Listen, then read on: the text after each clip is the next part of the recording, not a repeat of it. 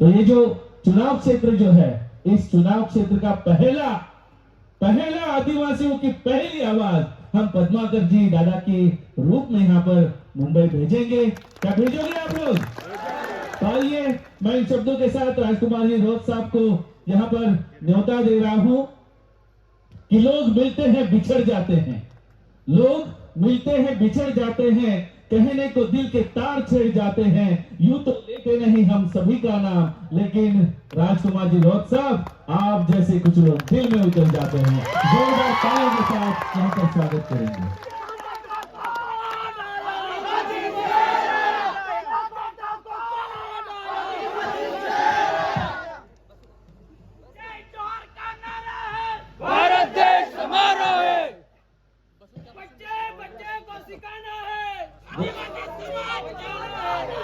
बच्चे बच्चे को सिखाना है, आदिवासी।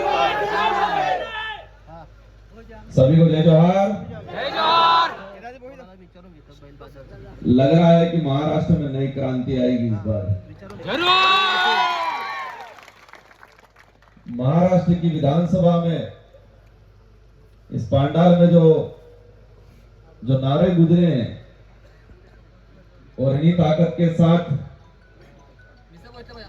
23 तारीख के दिन परिणाम के रूप में पद्माकर जी जीत के जाएंगे और महाराष्ट्र की विधानसभा में यह आवाज गूंजेगी, मुझे आज महसूस हो रहा है। आज हमारे उन महापुरुषों को नमन करना चाहूंगा जिन महापुरुषों ने अंग्रेजों से, राजा रजवाड़ों से, मुगलों से लड़के हमारे देश को आजाद कराया और इस पांडाल में जो हमारा मूल बीज है इस देश का, उसको सुरक्षित रखा। इन महापुरुषों के क्रम में बिरसा मुंडा जी को नमन, ख्वाजा नायक जी को नमन और संविधान निर्माता भीमराव अम्बेडकर जी को नमन। यहाँ की हमारी कुल देवी यामा मोगामतई को मैं नमन करना चाहूंगा और इस इलाके में नशा मुक्ति को लेके, समाज सुधार को लेके गुलाम बाबा को भी नमन करना चाहूंगा और उनके नेतृत्व में जो आंदोलन हुआ था और उस समय जो अत्याचार हुआ, 1400 आदिवासी मारे गए, उनको भी मैं नमन करना चाहूंगा। साथियों, ये ऐसा मंच है,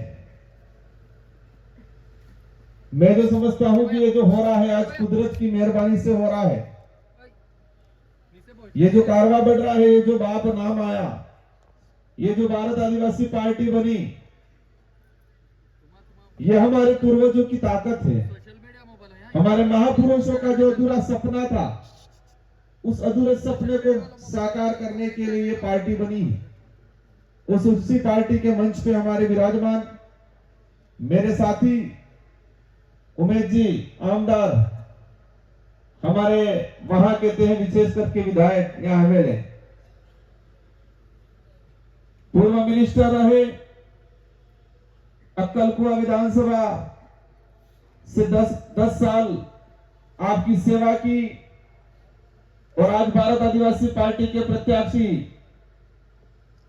पद्माकर जी वल्लवी और इस मंच पे उनकी बेटी जो जानकारी मिली यहाँ पर जिला पंचायत के प्रेसिडेंट रहे, हमारी नारी शक्ति मंच पे विराजमान समस्त पार्टी पदाधिकारी और इस पांडाल में विराजमान आदिवासी समुदाय, साथ ही एससी, माइनॉरिटी, ओबीसी से पहुंचे हुए सारे वडील, युवा साथी, हमारी माताएं बहनें, इतिहास के पन्नों में अगर हम जाते हैं तो जो क्रांतियां हुई है, जो परिवर्तन आया है, उसमें युवाओं का सबसे बड़ा योगदान है। और आज इस पांडाल में भी अगर मैं देखता हूं तो युवाओं का जरा हुजूम उमड़ा है, ऐसा लग रहा है। युवाओं के अंदर जोश जोर है और यही पांडाल यही सभा आज से 20 साल आगे, 20-25 साल आगे महाराष्ट्र का इतिहास के पन्नों पे लिखा जाएगा कि एक पार्टी आई थी, शुरुआत किया, कांग्रेस बीजेपी के दूसरे लोग देखते थे, हंसते थे, कहते थे क्या होगा, छोटी सी पार्टी है, यहां पर तो महाराष्ट्र में कोई नहीं है, क्या होगा ये सोचते हैं। उन्हीं के बच्चे आने वाले 25 साल बाद पढ़ेंगे कि इस पांडाल से, इस जगह से, अक्कलकुआ से क्रांति शुरू हुई और पूरे महाराष्ट्र ही नहीं पूरे देश के अंदर एक हुजूम उमड़ा। अभी तो जाएंगे महाराष्ट्र से, मुझे उम्मीद है जिस तरह से ये मैं कल नासिक के अंदर भी कार्यक्रम करके आया, नवापुर में भी कार्यक्रम है, उम्मीद है महाराष्ट्र की जनता भारत आदिवासी पार्टी के 2 से 3 विधायक चुन के भेजेगी, आमदार चुन के भेजेगी। जब हम आ रहे थे, कई जने देख रहे होंगे, कई लोगों ने हमको टीवी पे या सोशल मीडिया पे देखा होगा, कई साथियों ने, बड़े बुजुर्गों ने देखा भी नहीं होगा। कल भी हम गए थे, वहां चर्चा कर रहे थे कि ये बच्चे बच्चे हैं। एक साथी ने कह दिया था कॉलेज से निकल के आए। हम मन ही मन कह रहे थे कि हमने ऐसा रगड़ा निकाला है, ऐसा रगड़ा निकाला है कि कांग्रेस बीजेपी को डूंगरपुर राजस्थान में एक कर दिया, ऐसा रगड़ा निकाला है।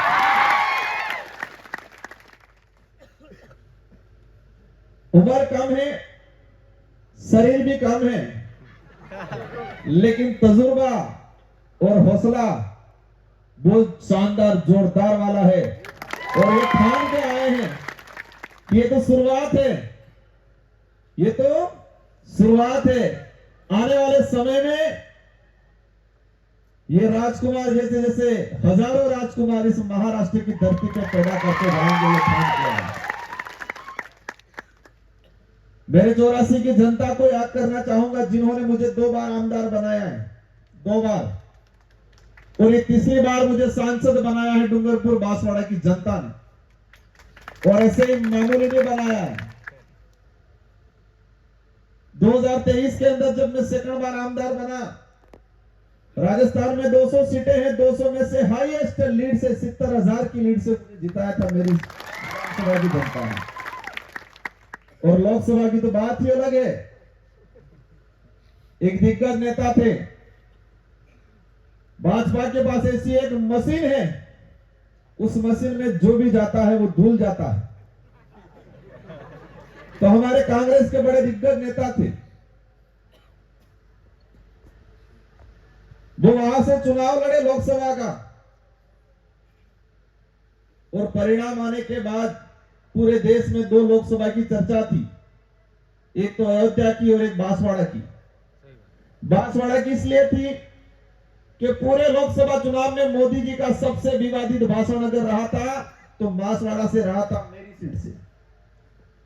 सबसे लंबा भाषण, 45 मिनट तक भाषण दिया था मोदी जी ने, लेकिन जनता ने इतना रगड़ा निकाला कि मुझे 2,47,000 से जिता के भेज दिया। और वो सवाल देखते, भारत आदिवासी पार्टी ऐसी पार्टी एक सबसे कम समय में सबसे अधिक ग्रोथ किया है।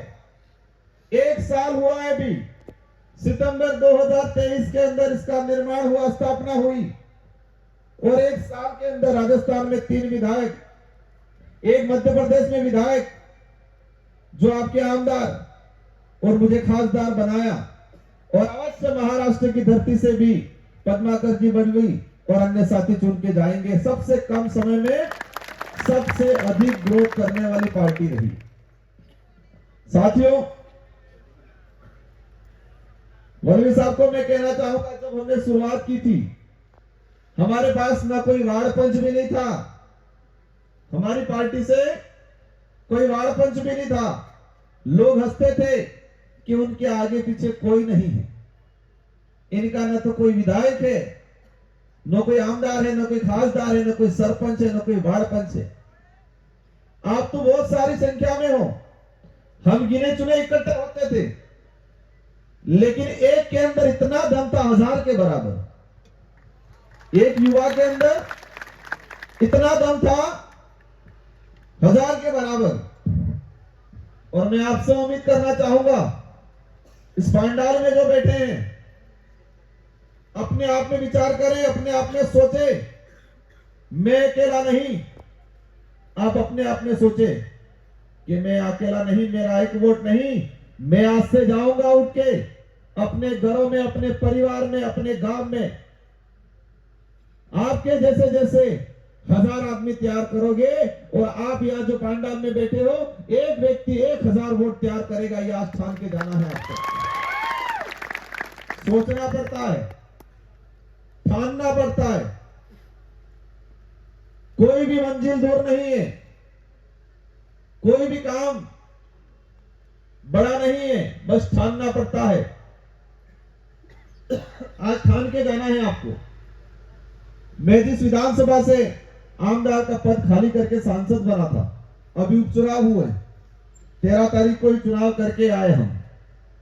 पूरी सरकार लगी है, सारा सिस्टम लगाया, लेकिन हमारे साथ युवा है, और ये युवा जोरदार फटका मारता है, इसलिए मेरा भी गला थोड़ा बैठ गया। रेगुलर 20 दिन हमने, और आपके लिए खुशखबरी है कि 23 तारीख को राजस्थान से 2 आमदार और बनेंगे, एक तो मेरी जगह वाला और एक दूसरे उपचुनाव वाला।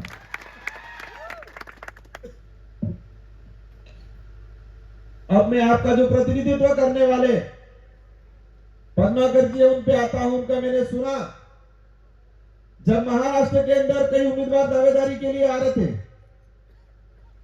कई उम्मीदवार दावेदारी के लिए आ रहे थे, और जब इनका नाम सामने आया, हमारा एक ही लक्ष्य था कि हम सीटें 2 उतारे, 4 उतारे, लेकिन अच्छे और टिकाऊ लोग होने चाहिए। ये लक्ष्य था हमारा। जब इनका नाम आया, मैं आज खुल के बताना चाहूंगा, जानकारी मिली 2 बार 3 बार एमएलए रहे, मिनिस्टर रहे, तो हमारे दिमाग में अलग आया, नहीं कैसे होंगे। लेकिन सच्चाई जानी, पता चला कि 3 बार विधायक रहे, 1 बार मिनिस्टर रहे हैं, फिर भी इनके पास कोई ज्यादा पैसा नहीं है। ये बात हमको अच्छी लगी, क्योंकि जिसके पास पैसा ज्यादा है, उसने सरकार समाज का भला नहीं किया होगा। हमें जानकारी मिली 3 बार विधायक रहे, मिनिस्टर रहे, लेकिन उन्होंने पैसा इकट्ठा नहीं किया है, जनता की सेवा की है। कुछ समय भाजपा का ज्वाइन किया था, लेकिन भाजपा ने महाराष्ट्र के आदिवासियों के साथ अन्याय करने का जो काम शुरू किया, बोगस आदिवासियों को आपके साथ सम्मिलित करने का, आपका हक मारने का, लाने का काम किया, उस पार्टी को उसी दौरान लात मार दी। ये बात अच्छी लगी उनको। क्यों छोड़ी वो? क्योंकि आपके हक खाने वाले लोग ला रहे थे, बोगस आदिवासियों के सम्मिलित करके आपके आने वाले भविष्य का गला घोटने का काम कर रही थी भाजपा। उस बात से उन्होंने ठुकरा दिया, और उन्होंने कहा कि हम नहीं, हम समाज के साथ अन्याय नहीं होने देंगे। ये बात अच्छी लगी। जब जानकारी मिली ये युवाओं के आंदोलन लड़ते थे, आदिवासी समुदाय की जल जंगल जमीन की लड़ाई लड़ी, आरक्षण की लड़ाई लड़ी, इनका बैकग्राउंड जाना हमने, तो बहुत शानदार लगा। हमने कहा आगे पीछे कुछ नहीं सोचना है, हमारी पार्टी से यही चुनाव लड़ेंगे, ये ठान लिया था।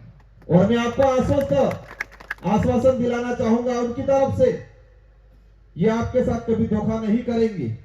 मुझे उम्मीद है कि आपकी भावना के अनुरूप बंबई की विधानसभा में बात रखेंगे। आपके साथ आने वाले भविष्य में कोई भी अत्याचार करेगा, उसके आगे खड़े रहेंगे। और ये जो नर्मदा तापी का जो परियोजना चला रहे, जिससे हमारे आदिवासी समुदाय को विस्थापित किया जाएगा, उसकी लड़ाई में सबसे आगे ये खड़े रहेंगे, आप निश्चित रहे। कांग्रेस के लोग लड़ रहे हैं, आज निर्दलीय लड़ रहे हैं, बीजेपी के लोग लड़ रहे हैं।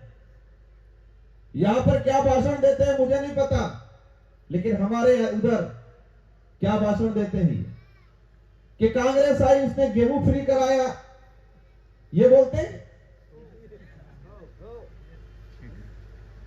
न रोजगार गारंटी की बात करते होंगे, निःशुल्क शिक्षा की बात करते होंगे, लेकिन आपकी जानकारी के लिए बता दूं, जो लोग कहते हैं छोटी पार्टियां क्या करेगी, अगर ये छोटी पार्टियां नहीं होती तो इस देश के अंदर रोजगार गारंटी कानून नहीं आया होता।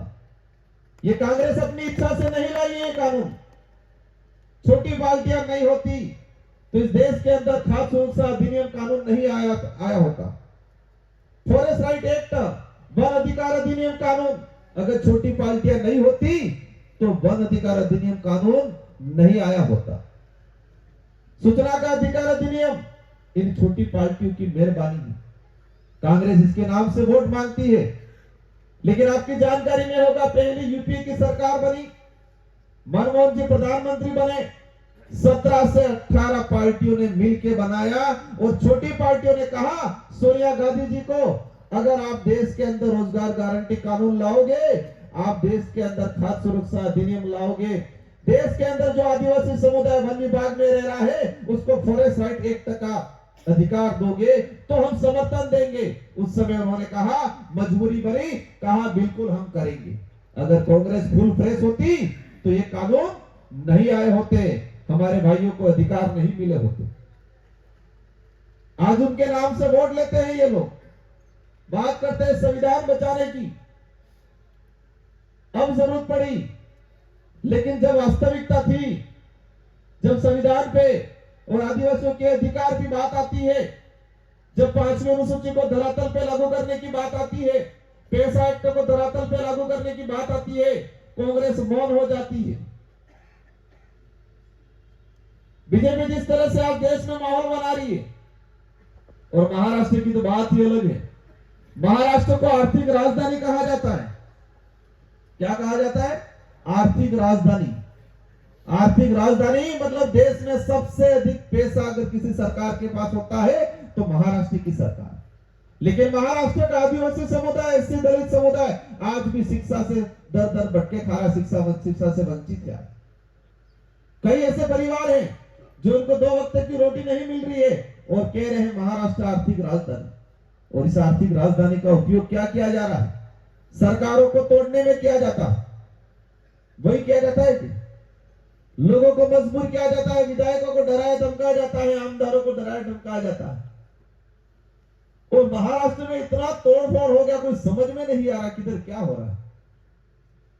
लेकिन इनको एहसास कराना है कि सरकार को जनता बनाती है और ये जनता पांडाल में बैठी हुई है, तो अक्कलकुआ की विधानसभा का निर्णय ये जनता करेगी, न कि पैसे वाले करेंगे, न बड़े पद वाले करेंगे, जनता करेगी। आपको समझना होगा, जो विधायक है, जो आमदार उम्मीदवार अगर पैसा बांटता है, दारू बांटता है, आपको प्रलोभन देता है, लालच देता है, समझ लेना आपके भविष्य का सबसे बड़ा दुश्मन वही है। आपके आने वाली पीढ़ी का सबसे बड़ा दुश्मन वही है जो चुनाव में पैसा बांटने की बात करता है। दम पैसे के दम पे मैदान में आए हैं, वो समझ लेना आपके भविष्य का सबसे बड़ा दुश्मन वही है। आपको जल जंगल जमीन को बेचने का काम करेंगे, आपके रिजर्वेशन पे अटैक आएगा तब नहीं बोलेंगे, क्योंकि उनके दिमाग में ये रहेगा पैसा दिया है। फिर के साथियों, हमने राजस्थान में एक नारा लगाया है, अगर जबरदस्ती देते हैं तो ले लेना, लेकिन वोट मत देना। जबरदस्ती देते हैं तो ले लेना, लेकिन वोट नहीं देना है। कह देना है ये तो ब्याज आया है, मूलधन तो बाकी है, मूलधन तो पद्माकर जी को, ये तो ब्याज आया है और मूलधन तो पद्माकर जी को जिता के बंबई में भेजेंगे, तब वसूल करेंगे मूलधन, तो ये कहना है। आज आप सब देखते होंगे क्या हाल हो रहे देश के। भाजपा कह रही है देश को हम आगे ले जा रहे हैं, विश्व गुरु बना रहे हैं। अच्छी बात है, हमारा देश विश्व में एक सर्वोच्च स्थान पे होना चाहिए, क्योंकि हमारा देश है, हम भी चाहते हैं। लेकिन विदेश की सारी कंपनियों को बुला बुला के हमारा जो ट्राइबल इलाके की जो जमीनें हैं उसकी सर्वे कराई जा रही है। आज देश में कितना आदिवासी है वो सर्वे नहीं करा रहे ये लोग। 2011 के बाद से आज तक जनगणना नहीं की। अंग्रेज भी उनसे ठीक थे, अंग्रेज भी हर 10 साल में सर्वे कराते थे, लेकिन उन्होंने सर्वे नहीं कराई। आज इन पहाड़ों में कहां पर बॉक्साइट है, कहां पर सोना है, कहां पर लोहा है, कहां पर तेल निकल रहा है, यह सर्वे कराई जा रही है। लेकिन इस देश का आदिवासी कितना है, वो सर्वे कराने की बात आती है, बीजेपी मुंह पे पट्टी लगा देती है। समझ लो कि जो हमारी गणना के विरोध में है, जो हमारी अलग से एक आइडेंटिटी, आदिवासी की अलग से आइडेंटिटी देने, अलग से कॉलम देने के विरोध में है, वो समझ लेना, वो आने वाले भविष्य को खत्म करेंगी, हमारी पहचान को खत्म करेंगी। जंगल में जानवर कितने हैं उसकी सर्वे हो जाती है, लेकिन इस देश में कितना समुदाय कितना है उसकी सर्वे नहीं होगी। ट्राइबल का फंड कैसे आएगा सेंट्रल से? महाराष्ट्र में कितनी पॉपुलेशन है ओरिजिनल, उसके अलग से कॉलम बनना चाहिए। मैं उस बात पे ज्यादा नहीं जाना चाहूंगा, लेकिन मुझे जानकारी में आया कि महाराष्ट्र का ट्राइबल का जो फंड था, ट्राइबल डिपार्टमेंट का फंड, उसको उपयोग में नहीं किया गया, उसको दूसरी स्कीम में लगाया गया। आदिवासियों का पैसा दूसरी योजना में लगाया गया, और हमारी बहन बेटियां बैठी हुई है यहां, आपको ठगने के लिए बाबे आए हैं, आप ध्यान रखना। आपको ठगने के लिए बाबे आए हैं, और कुछ तो मामा बन के भी आए हैं, ध्यान रखना। ये मामा कौन से मामा हो सकते? मैं ज्यादा कथा तो नहीं पढ़ता हूं, लेकिन किसी एक कथा में है कोई मामा कंस मामा करके, तो ध्यान रखना, लाडली बहना करके पुकार रहे हैं आपको ये लोग, वो आपको ठगने वाले बाबा हैं। उस लाडली बहना को मैंने 1 साल पहले मध्य प्रदेश में देखा था। 1 साल पहले मध्य प्रदेश में लाडली बहना को देखा था। बेचारी लाडली बहना मध्य प्रदेश में खत्म हो गई, वो लाडली बहना अब महाराष्ट्र में लेके आ गए हैं। आपके बच्चों की छात्रवृत्ति नहीं आई है, 2-2 3 साल होने आगे होंगे। आपके बच्चों का रिजर्वेशन खत्म कर रहे हैं। आप जिस जमीन पे बैठे हो उसका पट्टा नहीं दे रहे हैं, आपकी आइडेंटिटी खत्म कर रहे हैं, और लाडली बहना के नाम से हमारी बहन बेटियों को ठगने के लिए बाबा बन के आ रहे हैं। मैं गया था मध्य प्रदेश में अभी, हमारी लाडली बहना सारी दुखी है। बेचारियों के खाते में चुनाव से पहले तो 3 महीने तक तो पैसा आया, चुनाव जैसे हुआ पैसा खाता बंद, और लाडली बहना आ गई महाराष्ट्र में। ध्यान रखना, ये ठगने वाले बाबा हैं, इस देश को ठगा है जोरदार तरीके से, और लाडली बहना के नाम से कह देना हमें वो नहीं मिले चले, हमें हमारे बच्चों को अच्छी शिक्षा मिलनी चाहिए। जब हम हॉस्पिटल में जाती है तो हमको अच्छी दवाई होनी चाहिए, हमको रिजर्वेशन मिलना चाहिए, हमको जमीन का पट्टा मिलना चाहिए, जिस जमीन पे जितना हमारा कब्जा है वो मालिकाना हक मिलना चाहिए। ये लड़ाई है हमारी। सच्चाई पता करना, मध्य प्रदेश ज्यादा दूर नहीं है। मध्य प्रदेश की सारी लाडली बहना दुखी है। आज कहती है मामा जी ने बहुत ठगा हमको, मामा बन के बाबाओं ने बहुत ठगा, खाते में पैसा नहीं आ रहा। अभी तो आपको चुनाव के लिए डालेंगे, मैसेज आएगा हमारी लाडली बहना नहीं ठगना है, हमको सावधान हो जाना है। इस बार सतर्क हो जाना है, और महाराष्ट्र की धरती पे नई क्रांति लानी है। भारत आदिवासी पार्टी वो पार्टी है जो आपके भविष्य का निर्माण करेगी, आने वाली पीढ़ी का निर्माण करेगी, आने वाली पीढ़ी को सुरक्षा कवच के रूप में काम करेगी। ये पार्टी सत्ता की भूखी नहीं है, ये पार्टी स्वाभिमान की लड़ाई लड़ने वाली पार्टी है। वो लोग सत्ता के भूखे लोग हैं। ये पार्टी आपके भविष्य में आपके बच्चों की रक्षा करेगी। रिजर्वेशन के संविधान के जितने जो हमारे हित में प्रावधान है उनकी रक्षा करके धरातल पे इंप्लीमेंट कराने का काम करेगी। आज जब भी बात आती है, बीजेपी के कई लोगों ने खुला बोला है कि आरक्षण खत्म करेंगे, आरक्षण खत्म करने की बात आती है वो लोग जोर से चिल्लाते हैं, लेकिन आदिवासियों के वोट चाहिए तब जोर से आते हैं। मणिपुर में आदिवासी बहन बेटियों के साथ अन्याय हुआ, भाजपा की सरकार है, बहन बेटियों को नींवस्त करके सड़कों पे घुमाया, तब तो लाडली बहना याद नहीं आई। आज वोट चाहिए, लाडली बहना याद आ रही हो। इनको एहसास कराना है कि देश के किसी भी कोने में अगर आदिवासी बहन बेटियों के साथ अन्याय होगा, पूरे देश की आदिवासी बहन बेटियां मिलकर सरकार का रगड़ा निकालेगी। ये याद करना है, याद है। आज मैंने सर्वे करके निकाला था डाटा, हम अंग्रेजों को गालियां देते हैं, बिल्कुल अंग्रेजों ने देश को लूटा, इन अंग्रेजों को हमारे पूर्वजों ने उनको भगाया, लेकिन अंग्रेज एक ईस्ट इंडिया कंपनी लेके आए थे, वो कंपनी व्यापार के लिए आई थी। लेकिन आज हमारे देश के बड़ा प्रधान मोदी जी विदेश में जा जाके बहुत सारी कंपनियों को बुला रहे, कह रहे हमारे देश में यहाँ सोना है, यहाँ पर चांदी है, यहाँ पर बॉक्साइट है, यहाँ पर लोहा है, आप आओ उसकी सर्वे करो, उसको निकालो, निकाल के ले जाओ, हमको पैसा दो। गंभीरता वाली बात है। अगर हमारे देश की संपत्ति खत्म हो गई, यहाँ के मिनरल्स सारे निकाल लिए, आने वाले 20-25 साल 50 साल बाद जो सरकारें बनेगी, आने वाली पीढ़ियां क्या करेगी उपयोग, जब उनको दूसरे देश से निर्यात करके लाना पड़ेगा। कई देशों के पास पर्याप्त मात्रा में कोयला पड़ा हुआ है, कई देशों के पास पर्याप्त मात्रा में लोहा पड़ा हुआ है जमीन में, लेकिन वो निकाल नहीं रहे, उन कंपनियों को भारत में बुला रहे, यहां से निकाल के ले जाओ। हमको धर्म के नाम से बांट के, धर्म की चटनी चटा के सिर्फ बेवकूफ बनाने का काम किया है। हमें हमारे देश को बचाना है, इसलिए आप सबकी जिम्मेदारी है। समय भी होने आ गया है, हम पहली बार आए हैं आप इस जगह पे, हालांकि पहले मैं कई बार आया हूं, आप सबसे रूबरू आज मुलाकात हुई है। आप आज से ठान लेना है कि हम सब पद्माकर वल्वी हैं, हम सब पद्माकर जी बन के काम करेंगे और एक एक बूथ संभालोगे आप, एक एक जना 500 से 1000 वोट डलवाओगे।